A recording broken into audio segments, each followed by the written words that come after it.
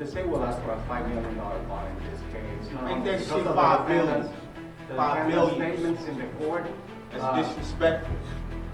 I'm gonna ask that you be quiet. I'm just making a request. You make it $1 million, I'm paying that. I'm getting out. She stole my car. Told her to give it back. Oh, that shit. Sir.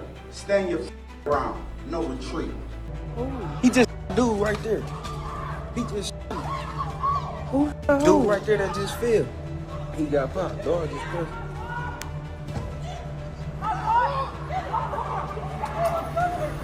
And I went live. Get the part I went live on.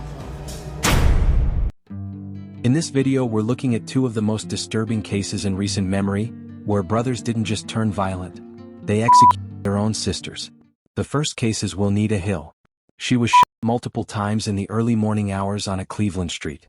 The shooter fled on a bicycle.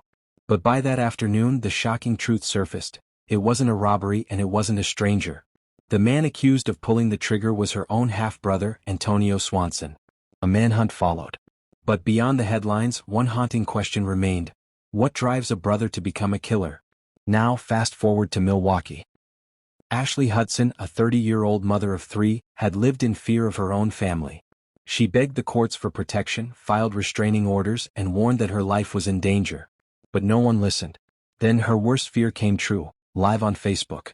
During a chaotic family fight, Ashley was beaten, cornered, and ultimately shot, allegedly by her 15-year-old brother, using a gun taken from their mother's car. 2 women. 2 cities. Both killed by the people who were supposed to protect them. These aren't just murders, they're warnings. Let's get into it. Wilnita Antoinette Hill was born on August 13, 1993. One of 9 siblings in a blended family, she stood out, not for being the loudest but for being the most grounded. Raised by both parents, Wilnita found stability in a home where many of her half-siblings didn't. That difference shaped her, made her grateful, responsible, loyal. She graduated from East Detroit High School in 2011. She worked at Target, then Walmart, eventually Amazon. She wasn't chasing status. She was chasing security. Motherhood defined her. At 20, she had her first child. 2 more followed. She raised all 3 on her own after their father drifted away. When her heart broke, she posted through it. On social media, she became a voice for single mothers, honest, exhausted, and still fighting. In 2017, a new relationship brought some peace. Her 3rd child was born. Her world felt steady for the first time in years. But Wilnita had a blind spot: family. She believed people could change even when they gave her every reason not to. She forgave easily. Especially her brother Antonio. She shouldn't have. She believed in second chances. He believed the world owed him something. They shared blood but not the same heart. Wilnita and Antonio Swanson shared the same father, but not the same path. Where Wilnita built a life of care and consistency, Antonio unraveled. A known presence in Cleveland's criminal system, he'd been in and out of prison for years: domestic violence, theft, intimidation. Most recently he served 3 years for stalking a 17-year-old girl. Still, Wilnita tried to keep peace. She gave him rides, lent him money, listened when others had long stopped. She defended him, because to her, family mattered. But behind that fragile truce was tension no one spoke about. Antonio's behavior was erratic, online and off. His social media was filled with threats, guns, and rage.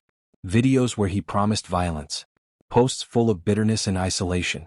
He talked about being forgotten. About people disrespecting him. Privately, family members worried. Publicly, Wilnita stayed loyal.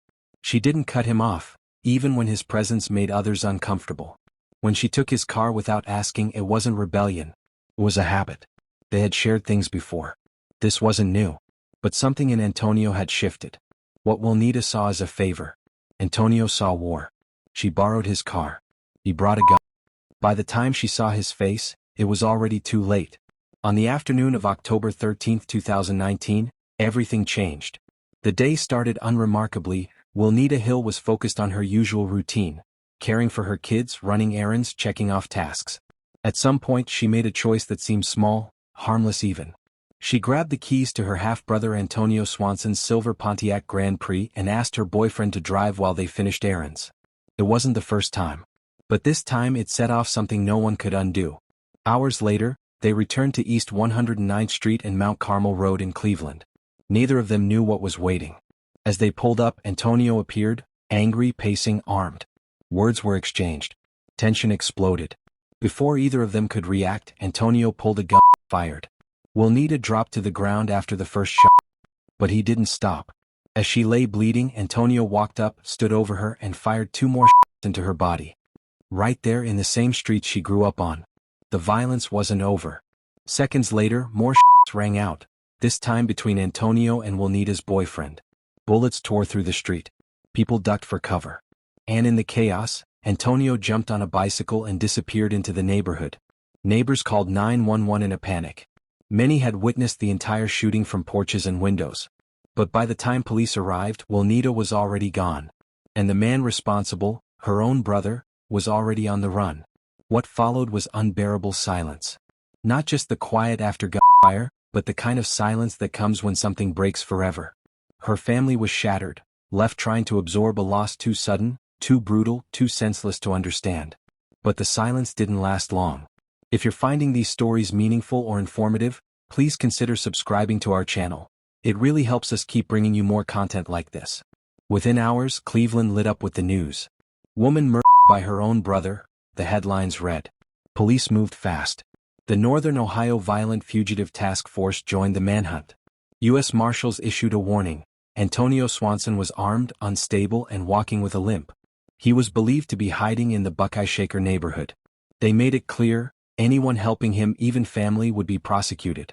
Antonio had vanished. But not for long.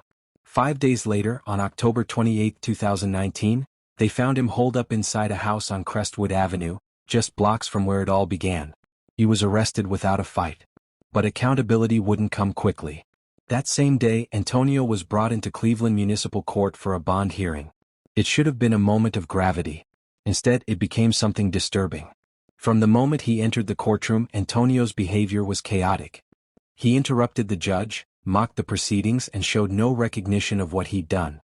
Is Mr. Torres? Oh, good morning, Mr. Torres. No duct tape. Stand your ground. No retreat. Sir, Make my bond and chill you. I'm going to ask that you be quiet. I'm just making a request. You make it $1 million, I'm paying that, and I'm getting out. Thank you. Mr. Torres. Thank you, Your Honor. My understanding is that he is demanding, so the date will be November 7th. As the prosecutor calmly requested a $5 million bond, Antonio scoffed, demanding it be raised to $1 trillion. He claimed he'd pay it and get out. November Now, 7th? The state will ask for a $5 million bond in this case. Not Make only that because shit of $5 the billion. defendant's- the $5 defendant's billion. statements in the court. That's disrespectful. In regards to the bond and the threats to the prosecutor. Now he's here because of this new case where not only he killed his 26-year-old Who gives a shit? sister. She stole my car. The defendant shot her once, she went to the ground, and the defendant went to where she was, shot her twice as she laid on the ground, and that was done in front of her father. Who gives a shit? She ain't never bought me nothing. She stole my car. Told her to give it back. Oh, that shit. Me Sir. too. Stand your ground. No retreat. Mr. Swanson. They shouldn't have changed the law. No one in that courtroom felt justice was beginning. If anything, it felt like another storm was coming. What should have been a moment of reckoning became a showcase of arrogance, defiance, detachment.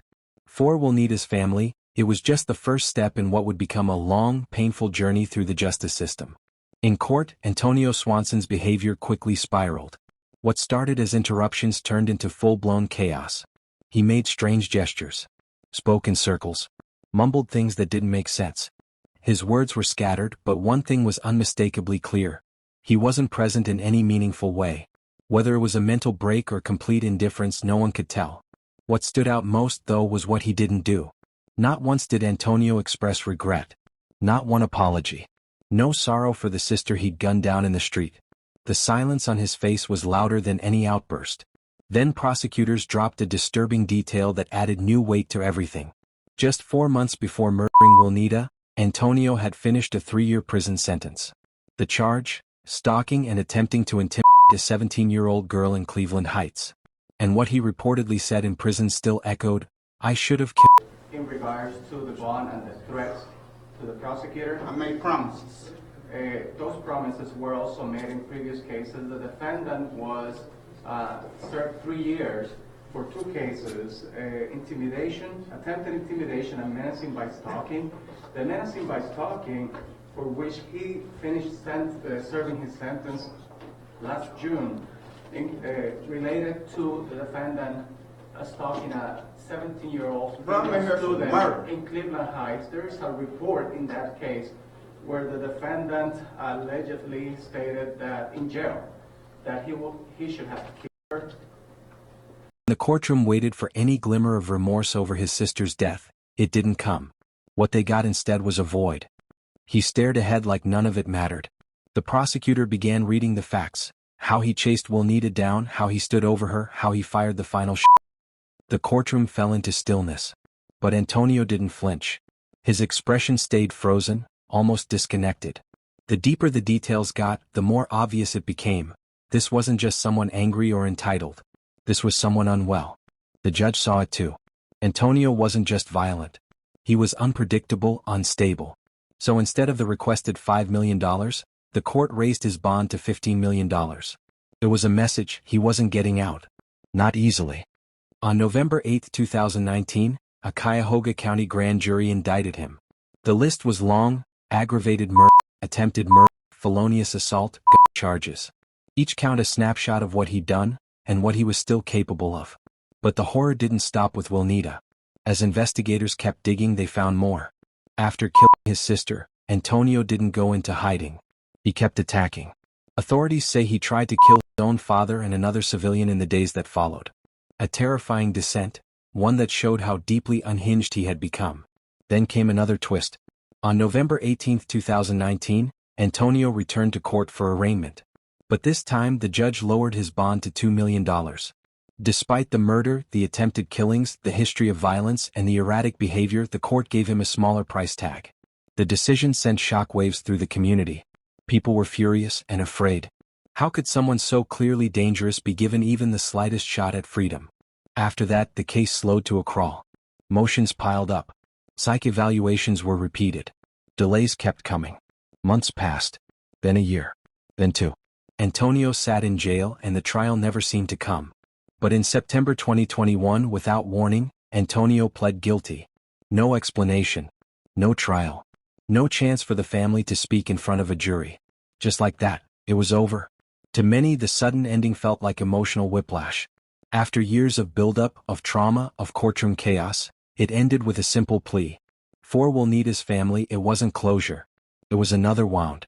Because the truth is, no verdict, no sentence, no plea can fill the space left behind.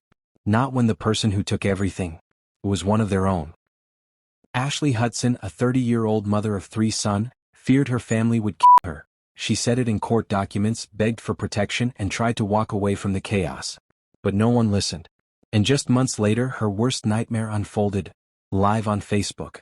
What started as a heated argument in downtown Milwaukee turned into a horrifying, public execution.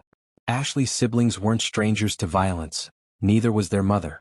In fact, Ashley had already filed restraining orders, warning that she felt unsafe, and that her family posed a deadly threat. She was right. On June 16, 2025, Ashley's final moments were captured in real time.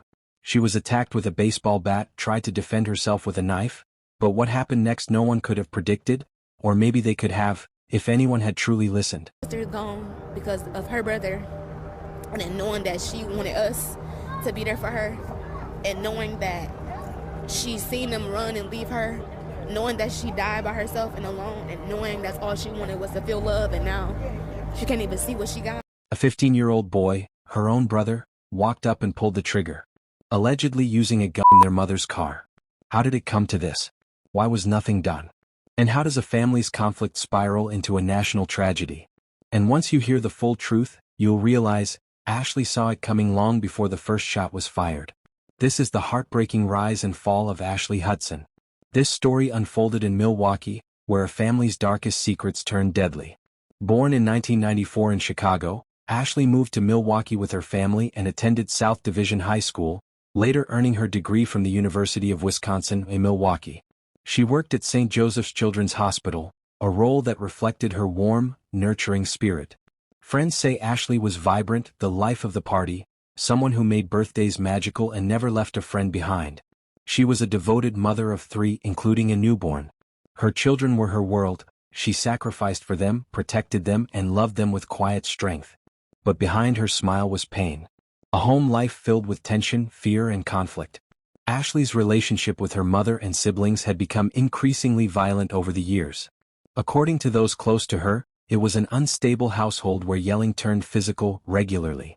In 2023, she took legal steps to protect herself, filing restraining orders against her mother Tara Hudson and one of her sisters. The claims were terrifying. Ashley said her mother had pulled a knife on her, thrown a brick that struck her side, and even approached her with a handgun. These weren't just fights, they were violent assaults. In court documents, Ashley wrote plainly, "I fear she is going to kill me." A May 2023 petition for restraining order. If something happens to me, she did it, and I want somebody to believe that I'm fearing for my life and afraid she is going to take me off this earth forever. I don't want any contact with this woman ever, Ashley wrote 2 years ago, adding one time my mother came to my house and had a black 9mm gun in her left hand. And sadly, Ashley wasn't alone in seeing the danger. Her father, Antoine McGee, had witnessed the breakdown for years. He recalled constant arguments, shoving matches, fights that went unresolved and unreported. A storm that had been building and was about to break. Even with restraining orders in place, Ashley was never truly safe. She spoke cautiously about her family, only opening up to her inner circle. But the tension, the fear, it lingered. Then came the night of June 16th. It started like many fights do these days, with an argument on social media. Heated words were exchanged between Ashley and her siblings. Old resentments surfaced and private family issues exploded into public view. Ashley likely thought it would all blow over. But just after 11 p.m. they came looking for her. Near the intersection of West Vliet Street and North Dr. Martin Luther King Jr. Drive, not far from her apartment, Ashley stood alone when a black car pulled up. Out stepped her 21-year-old sister, Aaliyah Frisson, a 16-year-old female relative, and her 15-year-old brother, Haziel Frisson. Then came the violence. The Facebook Live video shows Aaliyah swinging a full-sized metal bat at Ashley. The screen is chaotic. Screaming, fast movement, the horrifying clang of metal hitting flesh. Ashley tried to flee, bleeding, battered, but she didn't stop fighting. She jumped into a car, likely trying to escape, but when she came back out, she held something in her hand, a knife. To many it was clearly self-defense. She was surrounded, outnumbered. The knife wasn't a weapon, it was her shield. But it only bought her a few seconds. Then everything changed. Pop. He just dude right there. He just dude right there that just fell. He got popped. Dog just fell.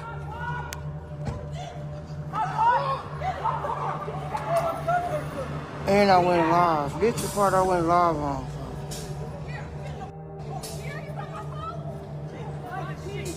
And he's not letting me join. He's still laying down.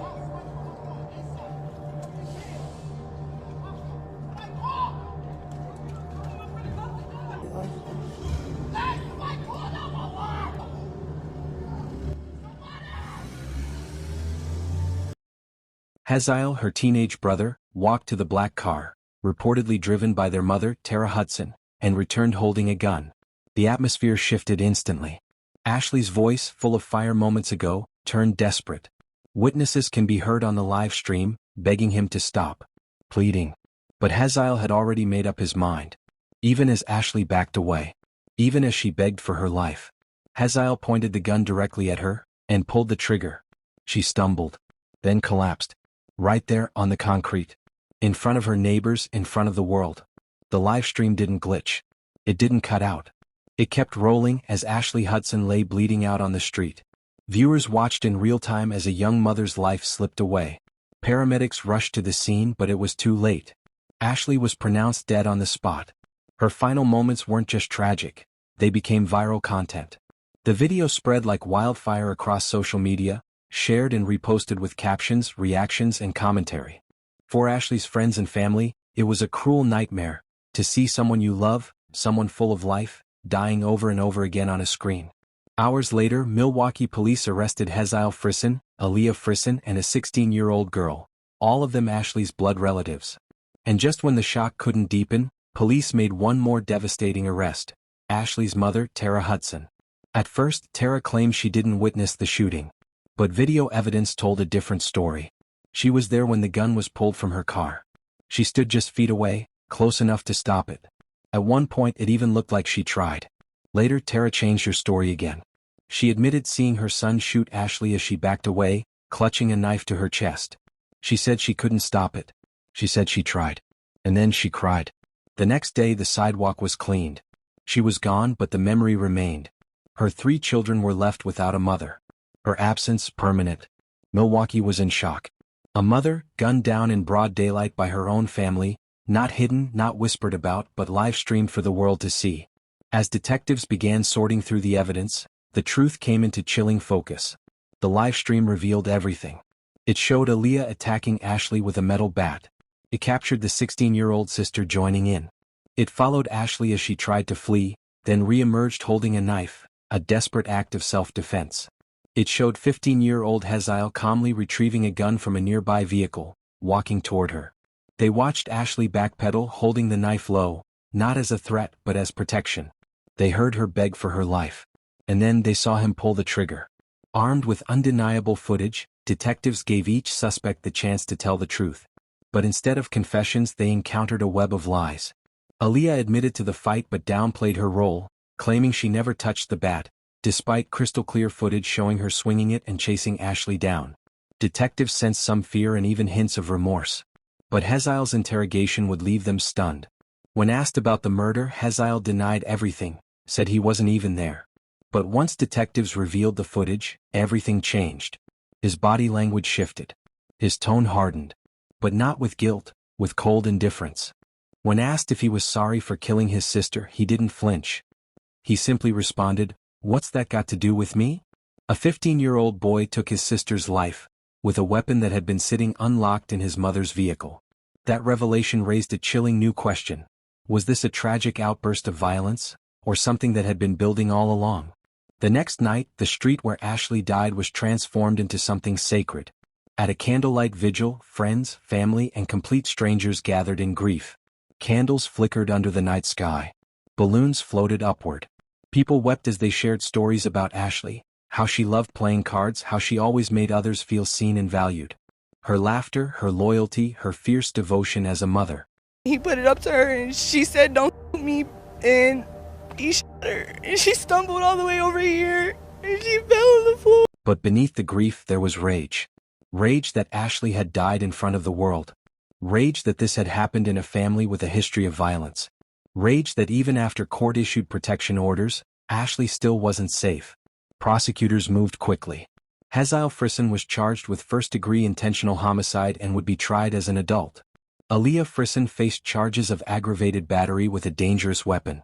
Tara Hudson was charged with obstructing an officer, and the 16-year-old sister, though unnamed, was also facing juvenile charges. But what made this case so explosive wasn't just the violence, it was the clarity. There was no ambiguity. The live stream, the surveillance footage, the eyewitness accounts, every horrifying second was recorded, watched, shared, and analyzed. And still the pain remained raw. Ashley's story became something bigger than a headline. It became a symbol, a call to action. A reminder that without early intervention and support systems, violence can grow quietly inside homes until it explodes into public view. Justice in cases like this is never easy, but it offers a fragile kind of hope. If convicted, Hazael faces life in prison. Aaliyah could serve up to 11 years and Tara Hudson may face up to 9 years. For now, Hazael remains in custody, while Aaliyah and Tara were released on bail. Ashley's 3 children are now with relatives. Their lives forever changed. The loss of their mother is compounded by the reality that their own family played a role in her death. They are expected to receive counseling, but the road ahead is long. Because this wasn't just a tragedy, it was a complete collapse. Pop. He just dude right there. A story about systems that didn't protect, a family that couldn't heal, and a woman who tried to survive until the very end. If you or someone you know is experiencing family violence or feels unsafe, please don't stay silent. Reach out. Help exists. And Ashley's story is proof of how desperately needed that help can be. Let us know your thoughts in the comments below. Your voice matters. Her story deserves to be heard. Take care, stay alert, and we'll see you in the next video.